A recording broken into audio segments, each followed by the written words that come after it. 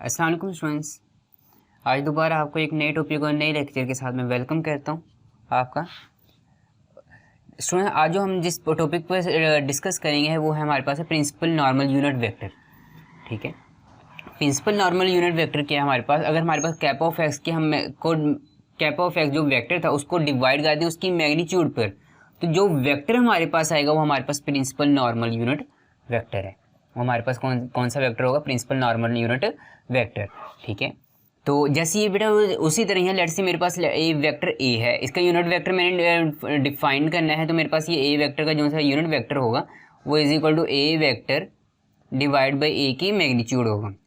ठीक है, तो ये वही चीज़ है। अब मेरे पास देखो ना, कैपा तो मेरे पास आ गया, कर्वेचर मेरे पास आ गया था कि ये इतनी बेंड्स कर रही है, इतनी टर्न कर रही है ये कर्व। ठीक है, लेकिन मैं अगर जानना चाहती हूँ यार, अगर मैं इसका यूनिट वेक्टर क्या होगा, इसकी डायरेक्शन क्या होगी? ठीक है, तो वो हमारे पास होगी cap of x divide by cap of x की मैग्नीट्यूड से हम इसको फाइंड कर सकते हैं। लेट्स से बेटा ये आपके पास टेंजेंट है।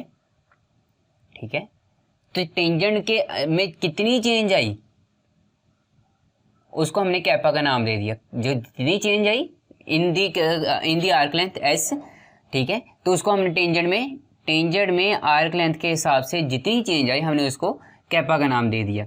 अब मैं यार ये जानना चाहता हूँ यार, अगर मैं इसकी डायरेक्शन क्या होगी, यूनिट वेक्टर इसका क्या होगा?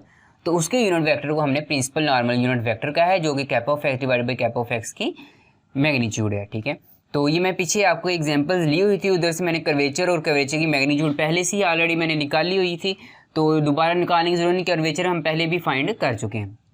तो अब इसके लिए नेक्स्ट मूव करते हैं। नॉर्मल यूनिट वेक्टर हमारे पास किसके इक्वल होगा? Cap of x. Cap of x हमारे पास क्या है? Minus cos t E1 minus sine t E2 divide by, ये हमारे पास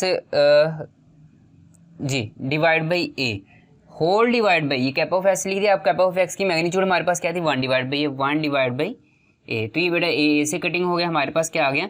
minus cos t E1 minus sine t E2। ठीक है, ये हमारे पास नॉर्मल यूनिट वेक्टर के हमारे पास ये होगा जब हमारे पास curve a is equal to cos t E1 plus a sine t E2 है। ठीक है, और अगर आप देखना चाहते हैं ना, ये हमारे पास प्रिंसिपल नॉर्मल यूनिट वेक्टर है, तो इसकी मैग्नीट्यूड ले लें, तो इसकी मैग्नीट्यूड हमारे पास क्या आ जाएगी? कोस के टी प्लस साइंस के टी। तो ये हमारे पास 1 आ जाएगी, 1 का स्क्वायर रूट हमारे पास 1 नहीं होता, तो यानी कि नॉर्मल यूनिट वेक्टर की मैग्नीट्यूड 1 होती है, तो इधर से हम इसको फाइंड भी कर सकते हैं। ठीक है, अगर हम पेपर में हम बैठे हैं यहाँ भी प्रिंसिपल नॉर्मल यूनिट वेक्टर, तो एक सिंपल सी स्टेटमेंट का मैंने आपको निकाल के दिखा दिया, लेकिन अगर पेपर में आप बैठे हैं तो आप चेक करना चाहते हैं यार खारिश हो रही है पेट में कि हाँ भी जो क्वेश्चन किया है ये नहीं, क्या वो ठीक भी है या नहीं है। ठीक है, जब आपने अपना पेपर किया होता है ना, अपने से मुराद ये नहीं कहा था ओए ज़रा साइड भी हुई, या उसको नहीं कहता ओए ज़रा पीछे ओए, नहीं, जब आपने अपना पेपर किया है, ठीक है, तो आपके पास हमेशा टाइम बचता है, तो आप चेक करना चाहते हो जो आपने क्वेश्चन किया वो ठीक भी है या नहीं। लेट्स से आपके पास नॉर्मल यूनिट वेक्टर का क्वेश्चन आया था, तो उसमें आपने आंसर निकाल लिया, अब पेट में खारिश हो रही है कि हाँ भी ये क्वेश्चन ठीक भी है या नहीं, तो उसके लिए आप क्या कर सकते हो? इसकी मैग्नीट्यूड फाइंड कर लो। अगर आप इसकी मैग्नीट्यूड फाइंड करते हो वो आपके पास इक्वल टू 1 आती है, तो इसका मतलब आपका जो क्वेश्चन कार्य है वो बिल्कुल ठीक है, नो टेंशन, आपके इंशाल्लाह फुल मार्क्स आएंगे, 100% इंशाल्लाह आ जाएंगे, आप 10 मार्क्स कर लेंगे। लेकिन अगर ये आपकी मैग्नीट्यूड अदर देन 1 आती है तो आपके लिए वो सोचने की बात है कि आपने कहाँ वो गलती की। ठीक है, तो ये हमारे पास, अच्छा इधर एक और मैं बताता हूँ, जो है नॉर्मल यूनिट वेक्टर है ना, ये अनडिफाइंड हो जाएगा जब कैप ऑफ एक्स की मैग्नीट्यूड जो है वो इक्वल टू 0 आ जाए। ठीक है, यानी कि जब कैप ऑफ एक्स 0 यानी कि टेंजेंट हमारे पास 0 आ जाए। ठीक है, अगर हमारे पास देखो ना कैपा हमारे पास कब 0 आएगा? जब कैप ऑफ एक्स की मैग्नीट्यूड कब 0 आएगी? जब कैप ऑफ एस हमारे पास 0 होगा। ठीक है, कैप ऑफ एस 0 उस वक्त होगा जब हमारे पास जो टेंजेंट है वो कांस्टेंट होगा। ठीक है, तो अगर लेट से टेंजेंट है वो कांस्टेंट है, उसमें जो चेंज आ रही है वो कांस्टेंट है, तो हमारे पास जो टेंजेंट कांस्टेंट, टेंजेंट का derivative with respect to arc length लेंगे तो कन्वेचर 0, जब कन्वेचर 0 तो हमारे पास उसकी मैग्नीट्यूड 0, जब मैग्नीट्यूड ही 0 हो गई तो हमारे पास ये एन हमारे पास अनडिटरमाइंड या अनडिफाइंड हो जाएगा। ठीक है, तो ये भी आपके पास एमसीक्यूज में आ जाएगा, किस कंडीशन पे जाके आपके पास एन जो सा वो नॉर्मल यूनिट वेक्टर अनडिफाइंड होता है, तो वो कह सकते हैं t is equal to constant पे। ठीक है। या सिंपल वो आपसे अगर अच्छा एग्जामिनर है, अच्छे अच्छे सवाल पूछता है आपसे, तो सिंपल पूछ लेगा एफ ऑफ एक्स की मैग्नीट्यूड पे आपको की जो मैग्नीट्यूड पे जो अगर जीरो हो जाए तो हमारे पास नॉर्मल यूनिट वेक्टर अनडिफाइंड हो जाएगा। तो इसके लिए भी प्रिपेयर कि अगर आपके पास कोई किसी भी किस्म का क्वेश्चन वो घुमा के पूछते हैं, कान इधर से पकड़ के खींचते हैं, तो आपको पता होना चाहिए कि हाँ भाई मेरा लेफ्ट कान पकड़ा गया, ये राइट कान, ठीक है। तो आगे बेटा हम एक नए टॉपिक की तरफ जा रहे हैं, ओसिलेटिंग प्लेन।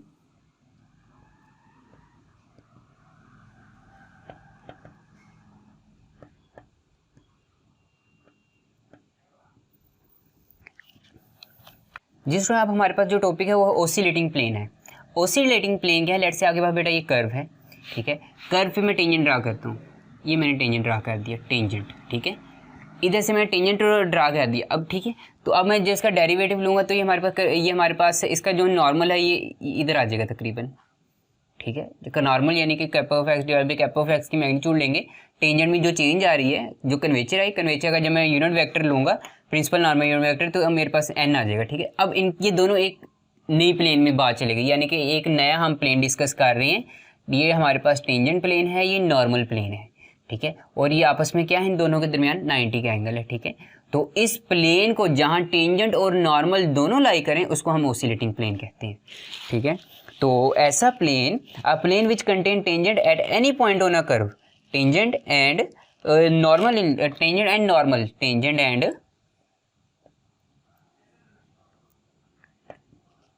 नॉर्मल दोनों अगर किसी एक प्लेन में लाई करती हैं। पहले बेटा हम इस पे कर्व पे थे, ये इस कर्व को स्टडी कर रहे थे, इस कर्व को हमारी स्टडी मुकम्मल हो गई। अब मैं चेक करना चाहता हूँ टेंजेंट में कितनी चेंज आ रही है, नॉर्मल में कितनी चेंज आ रही है। इनको स्टडी करने के लिए किसी ना किसी प्लेन की जरूरत तो है ना। तो उस प्लेन को हमने जो नाम दिया है वो हमने का नाम दिया ओसिलेटिंग प्लेन। एक ऐसा प्लेन जहाँ टेंजेंट एंड नॉर्मल दोनों लाई करते हो उसको हम ओसिलेटिंग प्लेन कहते हैं। तो अब इस ओसिलेटिंग इक्वेशन इसकी क्या है, इसकी इक्वेशन भी नोट कर लें। इसकी इक्वेशन है y minus x dot t n is equal to 0, यानी कि टेंजेंट नॉर्मल के यहाँ अगर डॉट प्रोडक्ट ले लें, इसके डॉट प्रोडक्ट हम ले लें y माइनस एक्स के साथ, तो ये हमारे पास ओसिलेटिंग प्लेन आएगा। देखो ना, एक ऐसा प्लेन जिसमें टेंजेंट नॉर्मल आ रहे हैं, तो टेंजेंट और नॉर्मल हमारे पास दोनों इक्वेशंस ऑफ ओसिलेटिंग प्लेन में है, ठीक है। तो अच्छा, इसको एक और तरीके से भी लिख सकते हैं, y minus x into x not into x double not is equal to 0, क्योंकि एक्स टेंजेंट किसके इक्वल होता है, एक्स नॉट का, और एन किसके इक्वल होता है, एक्स डबल नॉट के, यानी कि उसके अगर हम डबल डेरिवेटिव ले लें तो वो हमारे पास एक्स नॉट होता है। तो इसी तरह बेटा प्रिंसिपल नॉर्मल यूनिट वेक्टर हमने पढ़ा। अब इसकी इक्वेशन नहीं स्टडी की हमने, इसकी इक्वेशन स्टडी कर लेते हैं। ये इक्वेशन किसकी है, हम principal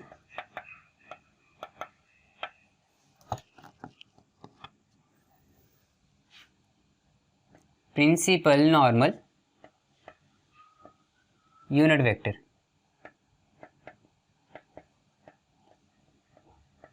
principal normal unit vector की अब हम इक्वेशन की तरफ जा रहे हैं। तो ये इसकी इक्वेशन क्या है, y is equal to x plus lambda n, ठीक है। और जो लैम्डा है वो नेगेटिव इन्फिनिटी से पॉजिटिव इन्फिनिटी तक आपका कोई भी वैल्यूज हो सकती है। जो सा आपके पास लैम्डा है ना, वो नेगेटिव इन्फिनिटी से पॉजिटिव इन्फिनिटी कुछ भी हो सकता है, ठीक है। तो ये y is equal to x plus lambda n, ये हमारे पास है इक्वेशन ऑफ नॉर्मल लाइन की, ठीक है। अब हमने इसको ओसिलेटिंग प्लेन पढ़ा।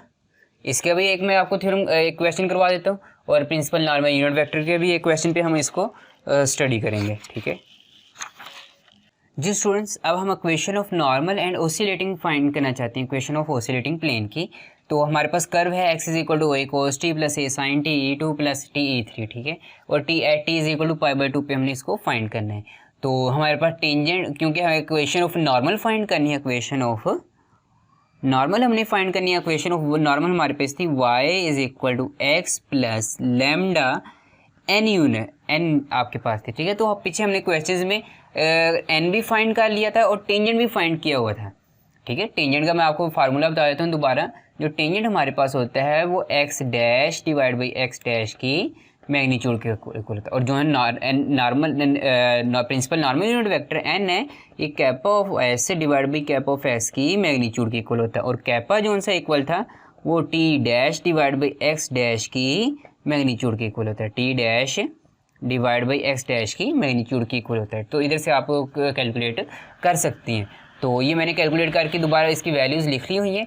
तो अब इसमें वैल्यूज़ में पुट करूँगा, y is equal to x आपके पास क्या था, एक्स आपके पास cos t E1 plus sin t E2 plus TE3 plus lambda n आपके पास क्या निकला, माइनस cos t E1 और माइनस sin t E2। ठीक है, तो ये अब इसको अब मैं अगर y को भी कंपोनेंट फॉर्म में लिखूं तो हमारे पास हो गया y1 E1 plus y2 E2 plus y3 E3 is equal to, अब इधर से अब इसका ई कंपोनेंट हमारे पास क्या आ जाएगा, cos t। तो इसका कोफिशिएंट E1, इसका कोफिशिएंट E2, तो मैं कॉमा निकालूं तो माइनस लैम्डा इससे मल्टीप्लाई होगा, लैम्डा cos t।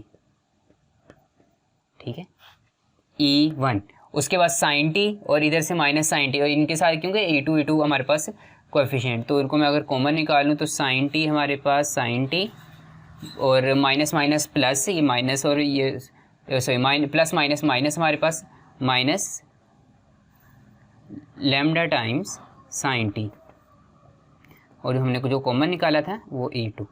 ठीक है, और प्लस हमारे पास इधर से t और इधर से हमारे पास थर्ड कंपोनेंट है ही नहीं, तो TE3 हमारे पास आ जाएगा। ठीक है, तो इधर से अगर y1 की कंपोनेंट की फॉर्म y कंपेयर करें E1 कंपोनेंट को, तो y1 हमारे पास आएगा cos t minus lambda cos t, और अगर मैं y2 को कंपेयर करता हूँ तो हमारे पास आ जाएगा sin t minus lambda sin t, और अगर E3 को कंपेयर करता हूँ तो y3 हमारे पास आ जाएगा t। ठीक है, और ये बेटा आपके पास इक्वेशन ऑफ नॉर्मल प्लेन आ गई है। ठीक है, इक्वेशन ऑफ नॉर्मल प्लेन आपके पास आ गई है। तो इधर से आपने वैल्यू सारी देख सकते हो। ठीक है, तो हर यानी कि E1 कंपोनेंट पे E2 और E3 पे हमने सेपरेट वैल्यूज़ निकाल ली है। ठीक है, अब सबसे पहले हमारा टारगेट जो सा था इक्वेशन ऑफ नॉर्मल लाइन, हम इसको कंप्लीट कर चुके हैं। अब हम चलते हैं ऑसिलेटिंग प्लेन पे। इक्वेशन ऑफ ऑसिलेटिंग प्लेन में हम वो हमारे पास थी y माइनस एक्स इंटू हमारे पास थी tangent times normal is equal to 0, यानी t और dot n is equal to 0 हमारे पास थी। इक्वेशन ऑसिलेटिंग प्लेन पर हम बात कर रहे हैं, तो इसके लिए हमारे पास जिसकी ज़रूरत थी टेंजेंट नॉर्मल हमारे पास निकाले हुए हमने टेंजेंट भी और नॉर्मल भी। तो इसको वैल्यूज़ पुट करते हैं, y माइनस एक्स है, y माइनस एक्स को कंपोनेंट फॉर्म में हम इसको अब हम निकालेंगे ऑसिलेटिंग प्लेन। ऑसिलेटिंग प्लेन हमारे पास क्या है, y माइनस एक्स का अगर हम ले लें triple product t dot n के साथ इज इक्वल टू हमारे पास 0 आता है। ये इक्वेशन ऑफ ऑसिलेटिंग प्लेन है, ये ट्रिपल प्रोडक्ट है। और हमारे पास बेटा ये इधर एक और चीज़ मैं बताता चलूँ, ये आपके पास हमने इसकी value t is equal to π/2 पे निकालना चाहते हैं। ठीक है, जब π/2 पे निकालना चाहते हैं तो y as it is minus x of π/2 tangent हमारे पास क्या था, टेंजेंट हमने इधर निकाला ये रहा। ठीक है, तो ये हमारे पास क्या हो जाएगा 1 divide by square root of 2 cos sine minus sine t π/2 plus cos t की जगह π/2 और plus E3 as it is whole divide by हमारे पास क्या हो जाएगा, sorry whole divide by dot product लेंगे नॉर्मल यूनिट वेक्टर एट π/2 पे। नॉर्मल यूनिट वेक्टर हमारे पास निकला था ये रहा, minus cos π/2 and minus sine E1 और माइनस साइन π/2 E2। ठीक है, तो ये हमारे पास निकला था।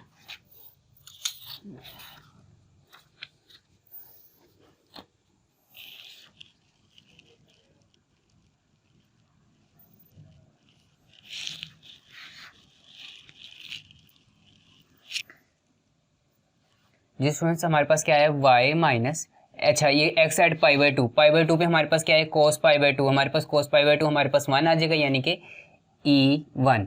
उसके बाद sin π/2 ये हमारे पास 0 हो जाएगा और माइनस π/2 आ जाएगा, माइनस π/2 E3। ठीक है। और इसके साथ 1/√2 एज इट इज़ मल्टीप्लाई होगा, माइनस साइन बाई 2 ज़ीरो हो जाएगा।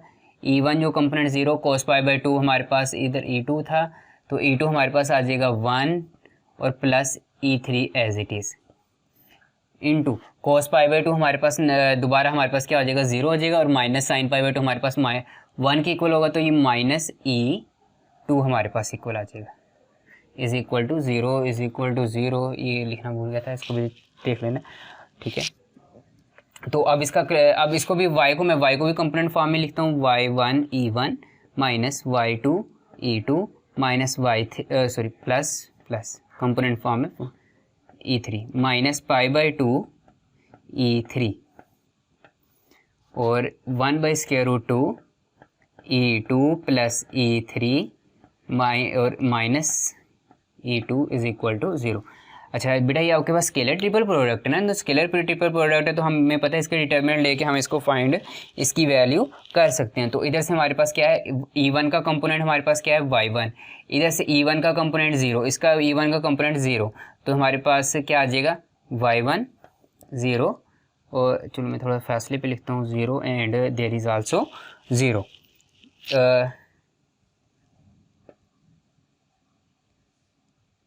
सॉरी बेटा, ये देखो ना, साइन 90 हमारे पास माइनस आना था, माइनस E1 आना था, और कोस 90 हमारे पास ज़ीरो था, और ये E3, ठीक है।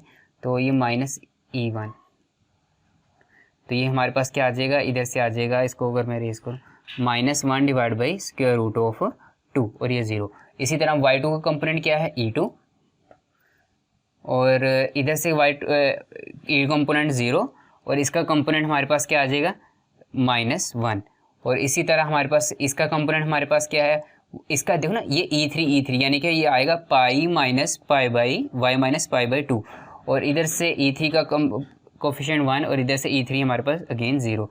इसका determinant is equal to zero हमने ले लिया, ठीक है। तो अब इसका जो बेटा इसको सोल्व करोगे तो हमारे पास जो आंसर आएगा वो आएगा y1 3, इसका जो आंसर आएगा वो हमारे पास आएगा y1 plus y3 minus pi by 2 is equal to zero. तो y1 plus y3 is equal to pi by 2। बेटा मैंने इसको सॉफ्टवेयर इस्तेमाल करते हुए इसकी वैल्यूज़ निकाली थी, क्योंकि डिटर्मिनेंट है, डिटर्मिनेंट की आप वैल्यूज़ बार बार निकाल चुके हो, तो इसमें कोई इशू नहीं है बताने का, ठीक है। तो ये आपने कर लेना, इंशाल्लाह ये आपका हो जाएगा, ठीक है। तो इसको ट्राई करना, खुद करने की कोशिश करनी है, तो इसमें कोई एरर तो ठीक है स्टूडेंट। इंशाल्लाह एक नेक्स्ट टॉपिक नेक्स्ट लेक्चर के साथ दोबारा मुलाकात होगी, उस वक्त तक अल्लाह हाफिज़।